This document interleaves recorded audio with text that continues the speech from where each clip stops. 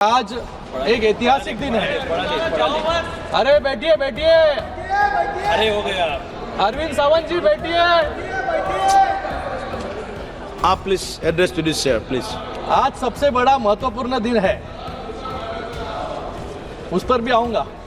महत्वपूर्ण दिन है कि पहले 370, फिर ट्रिपल तलाक और आज सीए और आज गरीब मुस्लिम भाइयों के उद्धार के लिए ये वक्फ का बिल इस सदन में लाया गया है।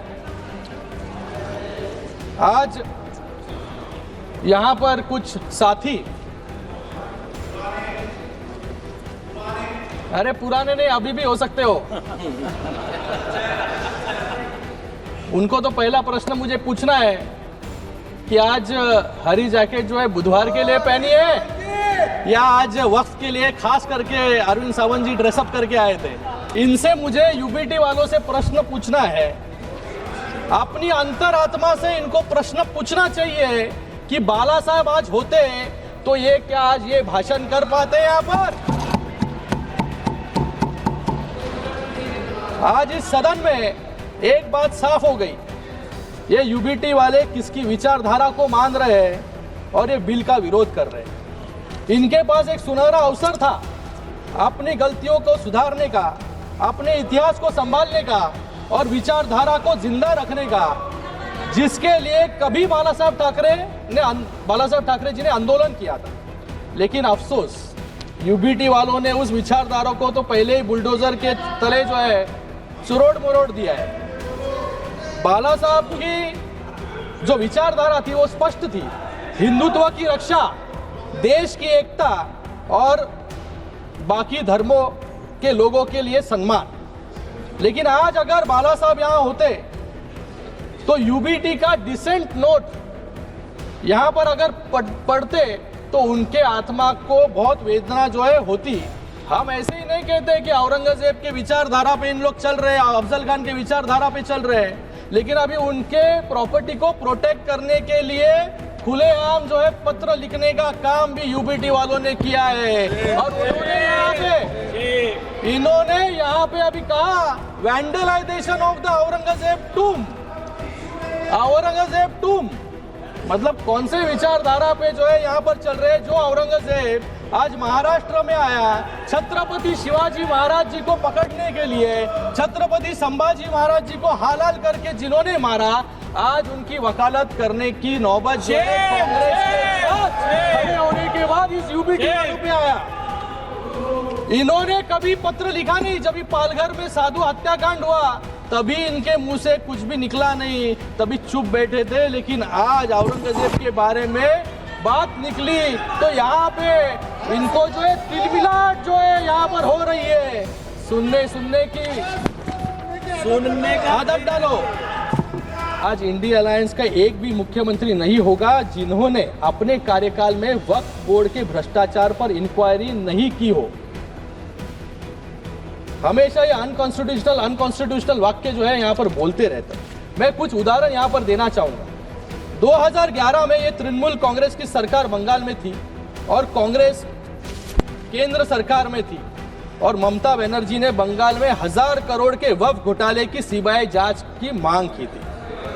दिल्ली में 2019 में कांग्रेस ने आम आदमी पार्टी के खिलाफ मेमोरेंडम दिया था कि दिल्ली वक्फ बोर्ड में भ्रष्टाचार हो रहा है, जिसके अध्यक्ष आम आदमी पार्टी के विधायक अमनातुल्लाह खान जो जेल भेजे गए।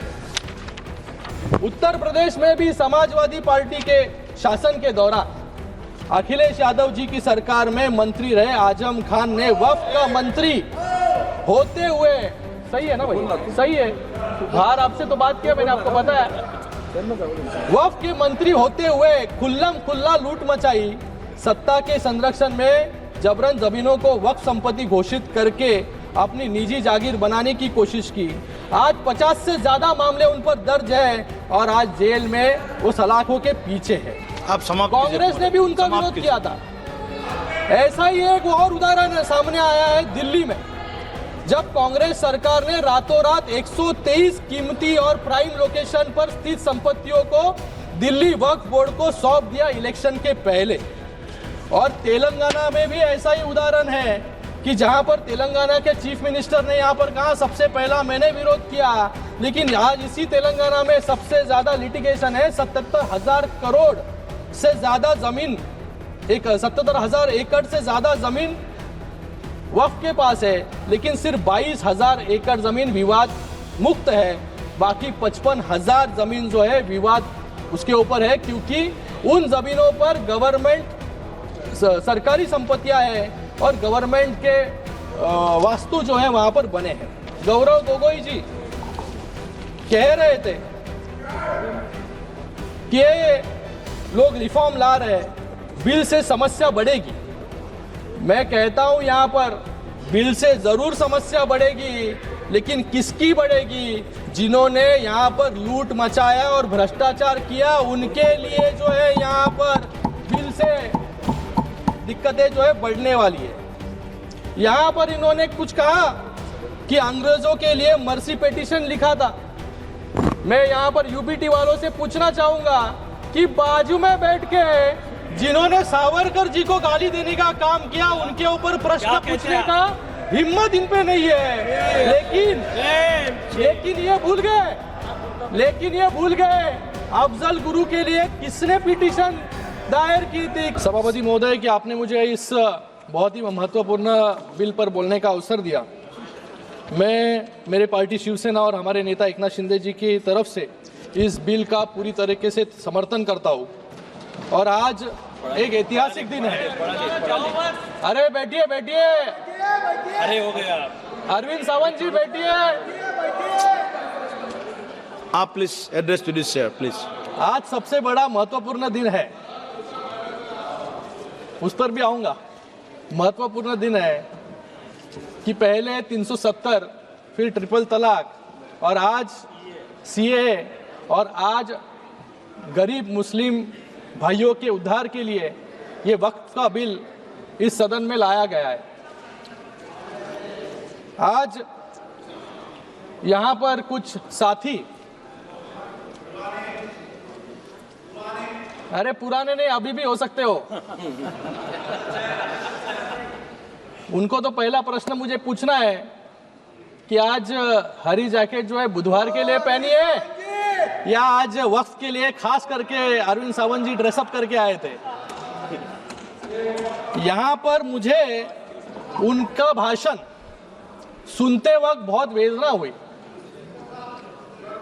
बहुत ही शॉकिंग था कि अरे वक्त पे ही बोल रहा हूँ बाबा। इधर देखिए, इधर सामने। मुझे इनसे आपसे बात कर रहा हूँ सर, सामने देखिए। इनसे मुझे यूबीटी वालों से प्रश्न पूछना है। अपनी अंतरात्मा से इनको प्रश्न पूछना चाहिए कि बाला साहब आज होते तो ये क्या आज ये भाषण कर पाते यहाँ पर? आज इस सदन में एक बात साफ हो गई, ये यूबीटी वाले किसकी विचारधारा को मान रहे हैं और ये बिल का विरोध कर रहे हैं। इनके पास एक सुनहरा अवसर था अपनी गलतियों को सुधारने का, अपने इतिहास को संभालने का और विचारधारा को जिंदा रखने का, जिसके लिए कभी बाला साहब ठाकरे जी ने आंदोलन किया था। लेकिन अफसोस यूबीटी वालों ने उस विचारधारा को तो पहले ही बुलडोजर के तले जो है चुरोड़ मुरोड़ दिया है। बाला साहब की जो विचारधारा थी वो स्पष्ट थी, हिंदुत्व की रक्षा, देश की एकता और बाकी धर्मों के लोगों के लिए सम्मान। लेकिन आज अगर बाला साहब यहां होते तो यूबीटी का डिसेंट नोट यहां पर अगर पढ़ते तो उनके आत्मा को बहुत वेदना जो है होती। मैं यहां पर यूबीटी का एक डिसेंट नोट जो है लेकर आया हूं। इन्होंने यहां पर कहा है कि नॉन मुस्लिम मेंबर वक्फ बोर्ड में नहीं होने चाहिए और उसके ऊपर वो वकालत वहां पर कर रहे थे कि जो बाला साहब हमेशा हिंदुत्व के लिए लड़ रहे थे, मुझे लगा इनको सिर्फ हिंदुत्व से एलर्जी थी, लेकिन आज हिंदुओं से भी एलर्जी जो है यूबीटी को होने लग गई है आज। और एक डिसेंट नोट में उन्होंने पॉइंट कहा, protect and preserve the properties which are personal properties dedicated by various rulers, nawabs and zamindars. हम ऐसे ही नहीं कहते कि औरंगजेब के विचारधारा पे इन लोग चल रहे हैं, अफजल खान के विचारधारा पे चल रहे हैं, लेकिन अभी उनके प्रॉपर्टी को प्रोटेक्ट करने के लिए खुलेआम जो है पत्र लिखने का काम भी यूबीटी वालों ने किया है। और इन्होंने यहाँ पे अभी कहा वैंडलाइजेशन ऑफ द औरंगजेब टूम, मतलब कौन से विचारधारा पे जो है यहाँ पर चल रहे हैं। जो औरंगजेब आज महाराष्ट्र में आया, छत्रपति शिवाजी महाराज जी को पकड़ने के लिए, छत्रपति संभाजी महाराज जी को हालाल करके जिन्होंने मारा, आज उनकी वकालत करने की नौबत जो है कांग्रेस के साथ खड़े होने के बाद इस यूबीटी वालों पे आया। इन्होंने कभी पत्र लिखा नहीं। जब पालघर में साधु हत्याकांड हुआ तभी इनके मुंह से कुछ भी निकला नहीं, तभी चुप बैठे थे। लेकिन आज औरंगजेब के बारे में बात निकली तो यहाँ पे इनको जो है तिलमिलाट जो है यहाँ पर हो रही है। सुनने की आदत डालो।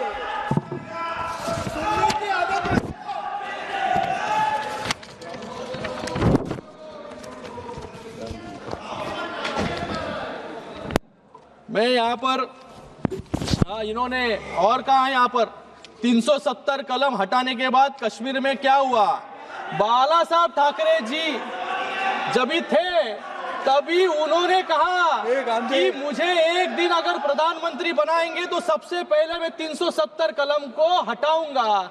आज वो 370 कलम को यहाँ पर क्यों हटाया, ऐसा प्रश्न पूछने का काम यहाँ पर कर रहे हैं। और उसी के साथ में राम मंदिर के बारे में भी कहा इन्होंने कि जो सपना बाला साहब ने देखा था राम मंदिर का, कि राम मंदिर बनाने के बाद क्या हुआ, ये भी प्रश्न पूछने की नौबत जो है आज यूबीटी पे आ गई है। मुझे लगता है कि आज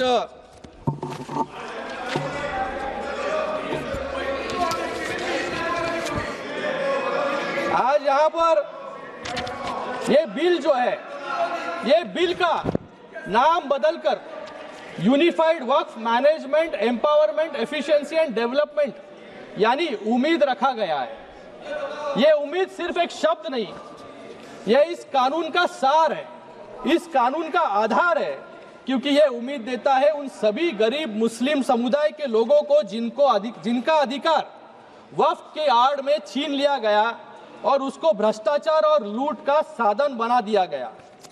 मैं विपक्ष के मित्रों का दर्द समझ सकता हूं, क्योंकि जब भी देश को उनसे उम्मीद दिखी तब उन्होंने देश को और मुस्लिम समुदाय को निराशा देने का काम किया। जिस समुदाय ने आंख बंद करके इनको वोट दिया, लेकिन उनको सिर्फ वोट बैंक बनाकर छोड़ देने का काम जो है इस कांग्रेस वालों ने, विपक्ष वालों ने किया। ये यहाँ पर हमेशा सब भी एक लोकसभा के वक्त भी लोगों में भ्रम फैलाने का काम इन्होंने किया। संविधान खतरे में है, संविधान खतरे में है। आज भी लोगों में भ्रम फैलाने का काम कर रहे हैं कि वक्फ की जमीनें जो है सरकार ले लेगी।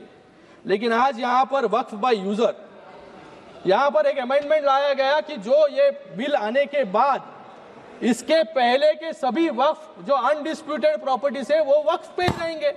तो यहाँ पर कोई सवाल उठता नहीं है कि सरकारें उस वक्फ की जमीन को लेने की कोशिश कोई कर रहे हैं, लेकिन सिर्फ लोगों में भ्रम फैलाने का काम कुछ लोग यहाँ पर कर रहे हैं। मैं इन लोगों को याद दिलाना चाहूंगा, जब शाहबानो ने इस कांग्रेस से न्याय मांगने की उम्मीद की, कोर्ट ने शाहबानो को न्याय देने का काम किया, लेकिन इस सदन में ही इस कांग्रेस ने उनसे न्याय जो शाहबानो जी मांग रहे थे वो छीनने का काम इन्होंने ही किया। जब जम्मू कश्मीर की जनता ने आर्टिकल 370 हटाने की मांग की, तभी सिर्फ मुखदर्शक बनते ये कांग्रेस वाले रह गए, आतंकवाद को बढ़ते हुए देखते। जब 2006 में मुस्लिम समुदाय के उत्थान के लिए जब सच्चर कमेटी रिपोर्ट लाई गई, 8 साल तक उस कमेटी के रिपोर्ट को इंप्लीमेंट इन्होंने नहीं किया। जब मुस्लिम महिलाओं ने ट्रिपल तलाक से हो रही उत्पीड़न को रोकने के लिए इनसे गुहार लगाई, तब भी ये वोट गिनती में रह गए। और आज नरेंद्र मोदी जी के एनडीए सरकार में 370 भी हटाया, महिलाओं के आंसू पोंछने का भी काम किया। और आज ये बहुत ही ऐतिहासिक पूर्ण बिल लाकर आज मुस्लिम समाज के लोगों को भी, सर अभी तो शुरू किया है मैंने, I am the only speaker, मुस्लिम समाज के लोगों को न्याय देने का काम भी यहाँ पर किया है। ये अपीसमेंट नहीं बल्कि अपलिफ्टमेंट की दिशा में उठाया गया एक बड़ा कदम है। ये वोट के लिए नहीं, वतन के लिए काम होता है। ये विधेयक किसी के साथ धोखा नहीं बल्कि हर वर्ग के साथ न्याय का माध्यम है। ये विधेयक मजहब की दीवार नहीं, विकास का द्वार बनाता है और शायद इसलिए विपक्ष के साथी इतना जोर लगा रहे हैं कि इसको रोकने के लिए। मुझे इनसे पूछना है कि इन वक्फ की जमीनें जो लाखों एकड़ में है, 36 लाख एकड़ जमीन है, एक भी उदाहरण इनको देने के लिए मैं चैलेंज करता हूं कि जहां पर अच्छे स्कूल बने, अस्पताल बने हैं या स्किल सेंटर बने हैं या कॉलेजेस बने हैं जिससे मुस्लिम बहनों को या स्टूडेंट्स को वहां पर मार्गदर्शन मिला हो या नौकरी मिली हो। ये एक भी उदाहरण नहीं है। गए 5 सालों में वक्फ की जमीनें बढ़ती गई, डबल हो गई, लेकिन इनकम जो है कम होते गया। जैसे किरण रिजिजू यहाँ पर कहा कि सिर्फ इतने सालों में 163 करोड़ रुपए रेवेन्यू, इतने लाखों एकड़ जमीन से। मतलब भ्रष्टाचार जो है इन जमीनों पर इतने सालों तक चलते आ रहा था, वो भ्रष्टाचार कंट्रोल करने के लिए, ट्रांसपेरेंसी लाने के लिए आज ये बिल आया है, तो इनके पेट में जो है दर्द यहाँ पर हो रहा है। हसताय काय तुमच्यावरती लोक हसणार आता।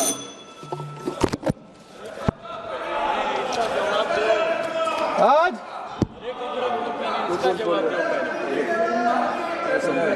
मैं यहाँ पर कुछ उदाहरण देना चाहूंगा।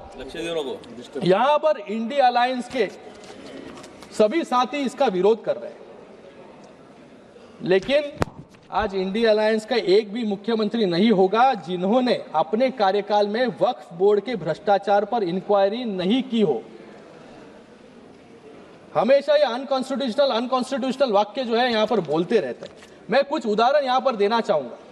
2011 में ये तृणमूल कांग्रेस की सरकार बंगाल में थी और कांग्रेस केंद्र सरकार में थी और ममता बनर्जी ने बंगाल में 1000 करोड़ के वक्फ घोटाले की सीबीआई जांच की मांग की थी। दिल्ली में 2019 में कांग्रेस ने आम आदमी पार्टी के खिलाफ मेमोरेंडम दिया था कि दिल्ली वक्फ बोर्ड में भ्रष्टाचार हो रहा है, जिसके अध्यक्ष आम आदमी पार्टी के विधायक अमनातुल्लाह खान जो जेल भेजे गए।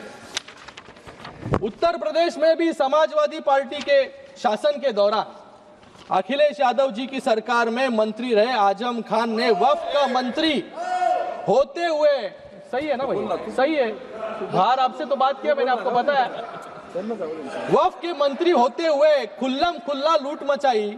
सत्ता के संरक्षण में जबरन जमीनों को वक्फ संपत्ति घोषित करके अपनी निजी जागीर बनाने की कोशिश की। आज 50 से ज्यादा मामले उन पर दर्ज है और आज जेल में वो सलाखों के पीछे है। आप समाप्त कांग्रेस ने भी उनका विरोध किया था। ऐसा ही एक और उदाहरण सामने आया है दिल्ली में, जब कांग्रेस सरकार ने रातों रात 123 कीमती और प्राइम लोकेशन पर स्थित संपत्तियों को दिल्ली वक्फ बोर्ड को सौंप दिया इलेक्शन के पहले। और तेलंगाना में भी ऐसा ही उदाहरण है कि जहां पर तेलंगाना के चीफ मिनिस्टर ने यहां पर कहा सबसे पहला मैंने विरोध किया, लेकिन आज इसी तेलंगाना में सबसे ज्यादा लिटिगेशन है। 77,000 करोड़ से ज्यादा जमीन, 77,000 एकड़ से ज्यादा जमीन वक्फ के पास है, लेकिन सिर्फ 22,000 एकड़ जमीन विवाद मुक्त है। बाकी 55,000 जमीन जो है विवाद उसके ऊपर है, क्योंकि उन जमीनों पर गवर्नमेंट सरकारी संपत्तियां हैं और गवर्नमेंट के वास्तु जो है वहां पर बने हैं। केरल में भी ऐसे ही उदाहरण है। तो मुझे लगता है कि ये जो विपक्ष इसका घड़ी घड़ी विरोध कर रही है, ये विरोध जो है, ये विरोध सिर्फ अपने पाप छुपाने के लिए यहां पर कर रहे हैं, क्योंकि पूरे पाप अब उजाले में आ जाएंगे। उन्हें डर है कि वक्फ के नाम पर की गई लूट, अवैध कब्जे और राजनीतिक सौदेबाजी अब दस्तावेजों में दर्ज हो जाएगी और जनता की अदालत में उनकी पोल खुल जाएगी। इसलिए पूरे जोरों शोरों से जो है विरोध करने का काम यहाँ पर कर रहे हैं। सर समाप्त कीजिए महोदय, और भी बहुत यहाँ पर उदाहरण है सर। यहाँ पर कुछ लोगों का मैं भाषण सुन रहा था सर। यहाँ पर गौरव गोगोई जी कह रहे थे कि ये लोग रिफॉर्म ला रहे हैं, बिल से समस्या बढ़ेगी। मैं कहता हूं यहां पर बिल से जरूर समस्या बढ़ेगी, लेकिन किसकी बढ़ेगी? जिन्होंने यहां पर लूट मचाया और भ्रष्टाचार किया, उनके लिए जो है यहां पर बिल से दिक्कतें जो है बढ़ने वाली है। यहां पर इन्होंने कुछ कहा कि अंग्रेजों के लिए मर्सी पिटीशन लिखा था। मैं यहां पर यूबीटी वालों से पूछना चाहूंगा कि बाजू में बैठ के जिन्होंने सावरकर जी को गाली देने का काम किया, उनके ऊपर प्रश्न पूछने का हिम्मत इन पे नहीं है। लेकिन ये भूल गए अफजल गुरु के लिए किसने पिटीशन दायर की थी, किसने जो है अफजल गुरु को समाप्त कीजिए आप प्लीज, प्लीज कंक्लूड।